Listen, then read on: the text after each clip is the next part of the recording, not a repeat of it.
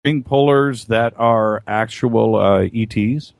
Well, if I were to answer that question to the fullest extent of my knowledge, and then this all became public in disclosure, that could actually come back to haunt me and bite me in the ass. Well, but you not answering is going to do. Okay, I will say truthfully, as far as I know, no visible elected leaders who are heads of state are extraterrestrial humans. That being said, my knowledge is there's about 10 to 18,000 of them on Earth at any one time, and I do have some information that suggests that some people who work in the governments are in fact extraterrestrial humans. But they are not reptilians and they are not shapeshifters. Nobody's biology can do that.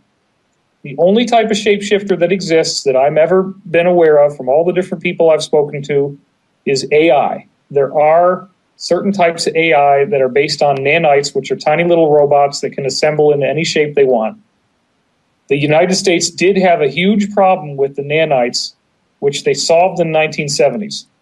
There was a time where nanite humanoids were actually going into the White House and were pooling down into carpets and things like that.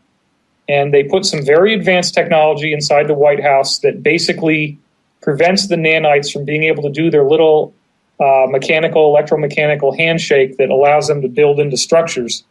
It's essentially like a force field that keeps them from being able to get in. And so we've predominantly dealt with the AI problem. Most of the AI, in fact, as far as I know, all the AI has been essentially shooed away from the Earth for now. So there is no such thing as a biological shape-shifting organism. And that is unfortunately, a very grotesque distortion of truth that's been promulgated by many people out there who really don't know anything. And I'm not saying that they are bad people, they just got bad information. Have you ever picked up the phone and talked to David Icke about this directly? You had to mention the name. I had to go there. I had to go there. You know, I think David Icke is a hero. I think he's done amazing work. I do too. I absolutely. He has said some disparaging stuff about me online, but this field, as you know, Jimmy, is similar to rap music, and everybody's wanting to bust a rhyme about how they're the greatest, you know? Well, yeah, I hear you there. I respect David Icke. He's been not only a guest on this program, but I think the one thing about him is that I think people misconstrue a little bit is he speaks loudly and with conviction, and that gets confused with him being a bad guy. He's got a great soul. And he believes in his message, and he's very passionate about it. What a marvelous guided course, right? Where he, first of all, starts out as a major sports hero in the UK. Then he becomes a major newscaster. Broadcaster. Sports anchor, you know? Yep. And then he gets awakened to the truth and starts to disclose very real information. So he has been an indispensable part of our collective awakening. No doubt. And, you know, I just wish that he was a little more focused on seeing people as all children of one infinite creator and not trying to paint people as shape-shifting subhumans. Have you ever seen I'm sure you have. You've seen the video of one of Obama's Secret Service guys doing the shape-shifting. Have you seen that video? That's a hoax. It's a great video, though, man. You have to understand that there's a lot of people who make money off of doing this stuff, and they're probably paid better than any of us are. Mm-hmm. So if I even got like a 10% credit of the amount of jobs that I've created just myself, I'd be far better off than I am. You can get another Martin D45. That was between you and I. Nobody else got it, but you get it. This question is from Renee, one of our producers here. She says, have the larger number of good ETs overpowered the smaller number of negative ones? And I guess I'm going to follow up with that question. What is the number? What is the ratio? The ratio of good ETs to bad ETs is significantly in favor of good ETs. One conservative estimate, and this is just the group that is the groups that are immediately politically involved with us in our local area, is 6 bad groups versus about 50 positive groups. So the negative groups are a lot less. Now, when you're dealing with negative groups, interestingly enough, some of these negative groups also are the most physiologically divergent from us in terms of how they look. And that might be part of why they can dehumanize us, because you do have mantis-looking people that essentially have legs and arms. Their body looks hominid from the neck down, but then they have essentially an insect head with compound eyes and mandibles. So that would be a very, very disturbing being to see in front of you. Right. Another type is there are actual reptilians. And one of the types of reptilians does have a head that looks exactly like a Komodo dragon or the head of any of a number of reptiles, like maybe an iguana. Right. Not quite like an iguana, but okay. If you go and you look at this movie that was made by the movie trailer for the Wachowskis that did, I can't really say guys anymore, right? But right. the Wachowskis have this movie coming out in the spring called Jupiter Ascending. And if you watch the movie trailer, it's very edgy how much they're disclosing in that trailer. And one of the things you see in the trailer is a reptilian in which you take a reptile head and stick it on a hominid body. Now, there are people that look just like that, except that they don't have wings. The wings thing is a misperception.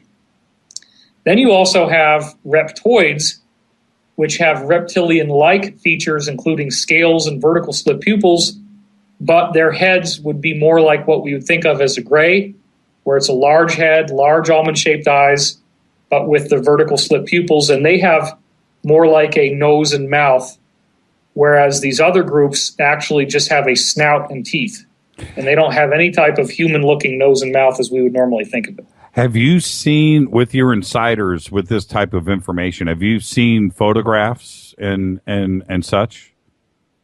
There is one photograph that has leaked from a guy who was an Area 51 insider who recently died, and he leaked a picture of an orange. And this was a dead orange, and the orange is a group that looks like grays, but they're actually very positive and very loving people. That is an authentic photograph. And so if you go dig that reference up, and I'll try to find it for you. I have it in my notes. Okay. The problem is that the cabal is essentially in control of our space program, and there is a vastly lethal force that prevents people from pulling any type of data like photographs out. Even the level of difficulty that Snowden had in getting files out of the NSA on a thumb drive, to try to get things out of the space program is basically impossible. Once you join the space program, if you ever get to come back to Earth at all, it's not for a 20-year period of time. And they're going to check every single inner and outer nook and crevice of your body before you ever get welcomed back into our society. And the people that are off planet, they do not have access to our internet. They do not have access to any news from the Earth. They don't know anything about what's happening on Earth. They are kept in the strictest secrecy. And people from Earth who interact with them are not allowed to tell them anything about anything that's going on. And there are millions of people that work off planet. They have been taken from the Earth, a lot of them in the 1950s. They had a population boom. They've had a lot of children. There's a lot of cloning going on. There's a lot of these places off planet where you walk around and you see dozens and dozens of people with exactly the same face. Oh, interesting. Interesting. Yeah. And what about the moon? The moon is absolutely loaded with extraterrestrial encampments, all on the dark side. The main base that we have on there is called LOC, or Lunar Operations Center. And that is where people from our group and other groups actually rendezvous before they go elsewhere. There were some very nasty ancient battles on the moon. Some of those debris fields are still left intact as a reminder of these various ET groups not to war with each other and why they shouldn't. But there are groups that have had battles with each other that could go on for 8,000 years. They've been hating each other and fighting with each other. And they may literally have encampments on the dark side of the moon that are only a couple kilometers apart from each other. And they keep very good borders. But, the moon, if you were to see the dark side of the moon, just with any type of typical telescope or anything like that, it literally looks like Manhattan at night.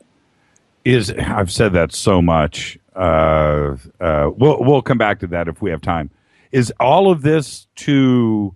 I mean, what's the end game here? Is it to control the Earth and its resources, or is it just sport? What's the end game? You have to define which group's agenda you're referring to. Sure. Well, the negative groups, again, it is, and I know it sounds very cliche, and I do apologize for this, but look, if you want to go back to the Bible, you got Jesus who's being tempted by the serpent in the garden. And as it turns out, and I've done this research for Ancient Aliens, I've done episodes for them. In fact, unfortunately, a lot of this stuff was left on the cutting room floor, which I don't think was an accident. There are reptilian groups that were on Earth in every major culture. The Indians, the Hindus called them the Nagas, and they are a serpent-looking people. There's actually Indian temples that have serpents all over them. You look over in Mesoamerica, and what do you have? You have step pyramids that have the plumed serpent on them, right? That's right. You have this Sumerian sculpture of a mother suckling an infant, and her head looks like a reptile head.